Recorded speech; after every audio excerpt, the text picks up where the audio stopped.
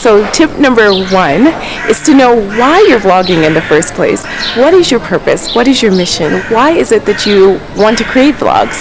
This is such an important question to ask yourself, because there are going to be times when you don't feel like it. There's going to be times when it's difficult. There's going to be times where things go wrong. There's going to be times when you don't feel like editing content. So by having a why, some type of purpose, some type of underlining mission behind what you're doing, will give it your work meaning and significance, and it'll also be meaningful and inspirational to other people too.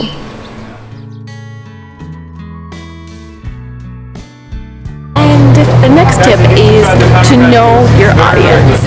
Who are you creating the vlog for in the first place? Are they people that are foodies? Are they historical buffs?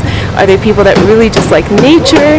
Whoever you are making a video for, whoever is your main target audience, make sure that you're curating content that they would enjoy and that they would like. Tell a good story. Make sure that whatever you're vlogging about, that it's something interesting, that it's something that progresses, or that you at least show the progression of time within your vlog. This invites people along. If you tell a really good story, regardless of what your topic is, it will probably be very interesting, because we all love a good story. So make sure that you tell a story and plan to tell a story. Okay, so tip number 4 is don't be afraid what other people think of you. There's going to be times when you're out vlogging in public, and most likely if you're just vlogging in general anywhere in public, where people are going to look at you, they're going to stare at you, they might wonder what you're doing, they might even hop into your video, but I say go with it. There's definitely been times where I've been vlogging, check out my Mahane Yehuda video, and where I had people jump right in and kind of go with it, or even sometimes people try to help me out with what I'm doing. But no matter the case, you actually cannot let this fear or be afraid at all of what people are going to think or what people are going to say.